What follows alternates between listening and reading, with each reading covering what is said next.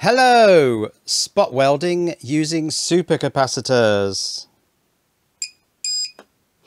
Yes, I always knew there must be a good use for supercapacitors, and turns out this is one. Spot welding.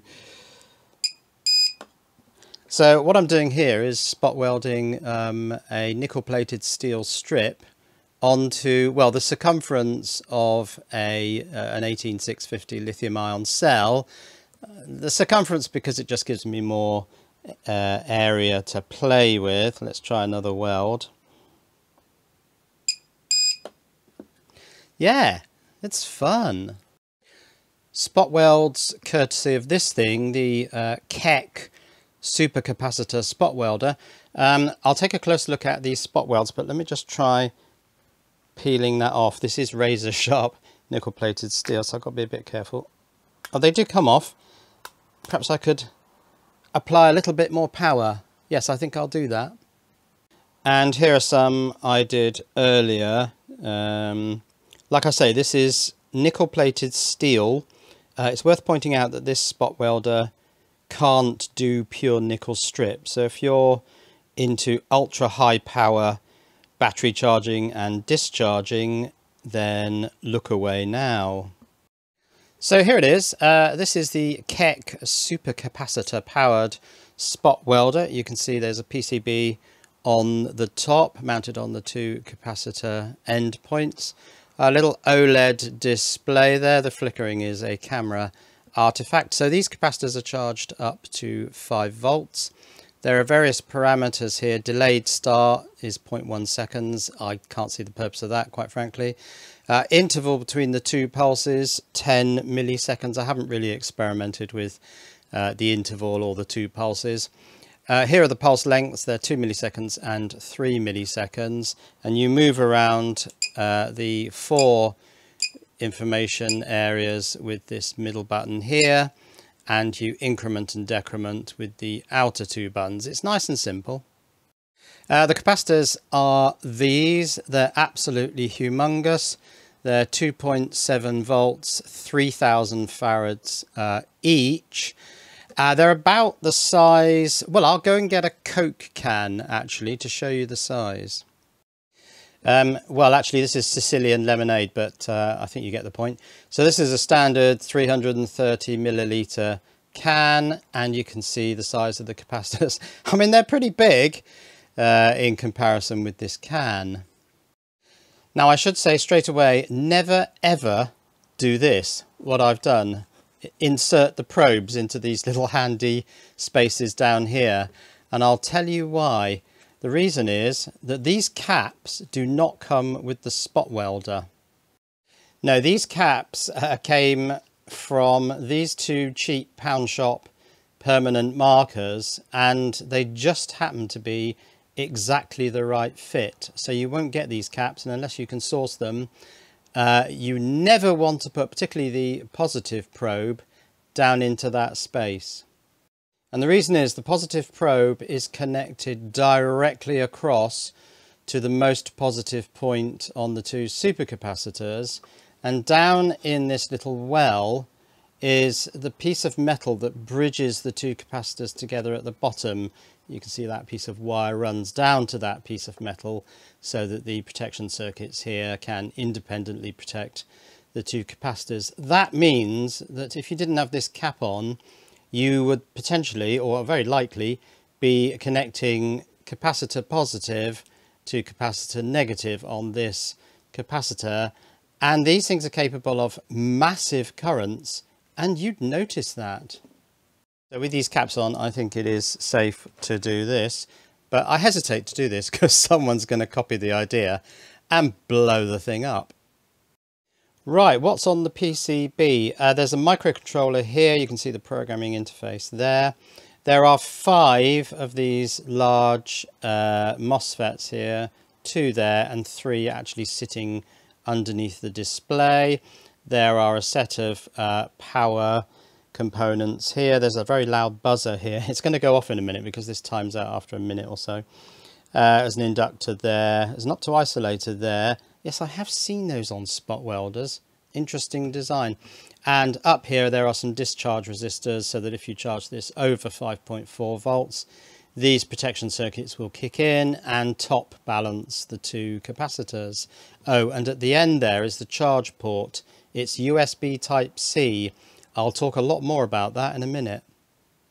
But let's change these parameters. So I'll move across to the 2 milliseconds. Perhaps we'll set that to 3 milliseconds. And that 3 milliseconds, oh, I don't know, let's put that up to 4 milliseconds. I haven't done much of this, so I'm still experimenting really. Like I say, a perfect fit. The inner part of this cap is over this knurled clamp. So I'll just bring out the two probes. These probes are solid copper. Yeah, this one won't come out for some reason. I think I've slightly over tightened the clamp there and it won't pull out without the use of pliers. Okay, let's do a spot weld at this new higher power setting. So you put one probe down to hold the strip and then you put the other one down, and it is difficult working on this curved surface, but it kind of teaches you how to hold the probe still, so it's probably good for practice, and then when you do the flat tops and bottoms it'll probably be a lot easier. Okay. Oh yeah, that seems like a deeper weld. So you get the short beep, which indicates, I think, that the two probes have touched together. Let's do it again. Then you get the long beep, which I think is just a warning beep that it's about to do the weld. You can see there's a bit more sparking coming off this thing now. And then you get the pulse of current, and it is, of course, well, now 3 + 4, 7 milliseconds. Yeah, that's probably a bit better. Try pulling that off. Oh yeah, that's much. Yeah, I can pull it off, but it takes a huge amount of force. So I think that's probably about right. Yes, charging these supercapacitors, it appears that perhaps a little less thought went into the charging process than the welding process. This short USB Type-C to Type-A cable is supplied with the spot welder, but look at this. Yes, if I plug this into this 7-port hub, which I cut the cable off, which way around is it? That way. You can see that immediately lights up, and if I switch these on and then switch this one on, yes, it immediately backfeeds to all the other ports. So the point is that this connector here has the full voltage of the supercaps on it, currently about 5 volts. And there's no anti-reverse diode here, and there's no sort of current limiting power supply built into the spot welder. So really you've got to make your own provisions for that. It's a bit naughty really, because you wouldn't want to plug this into just any old charger. So I bought this, and this is quite an interesting little power supply in its own right. If I plug 12 volts into that, yes, that's just looking at the output voltage, and that's interesting because it shows you the voltage on the output port even when it's switched off. So if I plug this in, I can see that the supercapacitor is at 5 volts. So if I set this thing to 5.4 volts, let's do that. 5.40. That's in the set mode. It will then revert to the measuring mode. So the supercaps are currently at 5 volts. Now I need to set the current. So press and hold set. That lets me set the current. Yeah, 2 amps is absolutely fine. So we'll switch on the output, and you should see 2 amps appear on the current part of the display. No, it won't, because actually the cable is absorbing the difference between 5.4 volts here and 5 volts on the supercap. With 1 amp running through that cable, there's actually 400 millivolts across it. Interesting. But the capacitor will creep up to 5.4 volts as this current falls. Now what's interesting about this power supply is that it's SEPIC, so it is actually a boost converter topology, so it has the diode pointing towards the output, so it can't backfeed. And it does say in the description for this thing, I'll put a link to this as well as the supercapacitor welder in the description. It does say in the listing for this that you can connect it directly to a battery. You don't have to worry about anti-backfeed diodes. Okay, let's stop that. I'll turn the output off, and we can now see that the supercaps have risen slightly, although not much. Perhaps I'll turn it back on and do a little bit more. And the other benefit of this thing for me was it's got a 2.1mm barrel jack on the input, but also it's got this USB socket on the output, so it works directly with the cable supplied with the spot welder. And the USB socket is not limited to 5 volts, it's whatever you set on the output. So you can raise it to the 5.4 volts, which is the maximum for the supercaps. And after that little bit of charging, let's switch this thing on and just see what it says the cap voltage is. Okay, well, it's gone up a little bit to 5.1 volts. Now it's probably worth looking at this section in red here from the manual. Notice the red spot welding pen is charged. What they mean is it's connected to the most positive point on the supercapacitors, which are charged. Don't use it to touch any components on the board, so don't poke around on this board. And also, very importantly, don't poke around down in this well, the well at the bottom, unless you found some pan shop pen tops and they happen to fit absolutely perfectly. It also says the power supply shall be strictly in accordance. In other words, don't go over 5.4 volts. It is forbidden to spot weld pure nickel sheet. So battery purists can stop watching now. Lithium-ion, monolithic aluminium and copper pole lugs. In other words, lugs on batteries which are not steel, I suppose. And soft clad aluminium pole lugs. So only weld nickel plated steel onto the surface of your battery. Okay, let's do some more welds. Remove the cap off there, tip out the copper. Now I imagine these will wear down gradually and you'll need to resharpen them or purchase new ones. I think these are 12 gauge or something. There was something about 12 gauge and 10 gauge. I think these are the bigger ones. Okay, let's do this one. This one probably won't. Oh, it has come out. Excellent. Let's have a little bit protruding. I don't know, about 1 centimetre. Just so that I can get nice and low. And there's no problem at all with touching the metalwork here. It's only 5 volts. It's not going to hurt you. Okay, is it ready to weld? Yes, I think it is. So let's do a spot weld. Now the sequence is the short bip, the long beep, and then the weld. And I have to say, the first time I did this, I nearly leapt out of my chair, mainly because I just wasn't expecting, I wasn't used to the sequence, so I didn't know what was going to happen. Okay, let's do it.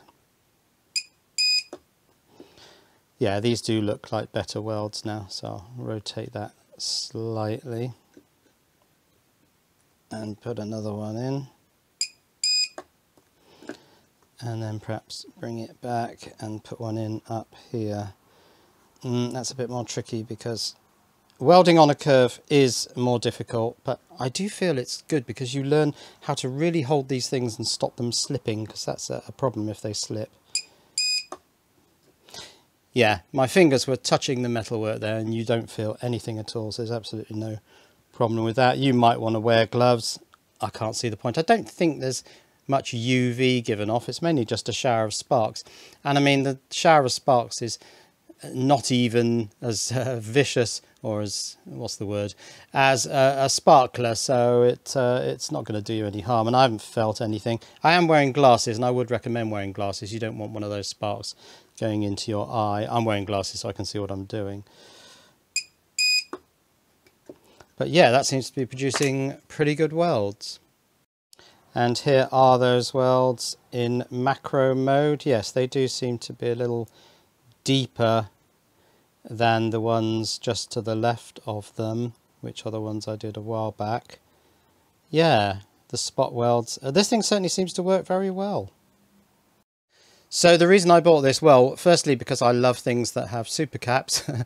I love an excuse for a device that uses supercaps. But yeah, they're to make up battery packs using these sodium-ion 18650s, which I bought recently. So I'm going to do these with proper welds on the bottom, and on the top I've got end caps for these. I've got nickel strips. So yeah, there's nothing stopping me getting on with that now. So that is the Kekk Supercapacitor spot welder with its giant supercapacitors, 3000 farads each. Never put the probe tips down in these wells. I mean, actually, when you haven't got these pen tops, they don't stay in here anyway, they fall out. So, but don't do it. It's an extremely bad idea. Watch the video to find out why. I'll put links to the spot welder and also that little power supply in the description below the video. This cost me £63 approximately, including shipping and VAT. It's not cheap, but I think it's a good implementation of the technology, and it seems to work, and there's a huge amount of headway. I mean, these millisecond parameters can be taken a lot higher, so I think it's got the power. It does say you need to charge it up to 5.4 volts if you're going to do 0.3 millimeter nickel plated steel strip. I'm currently working, I think, on 0.1 or 0.12, and so I've got the millisecond numbers set quite low. But yeah, that's it. Supercapacitor spot welding. Cheerio.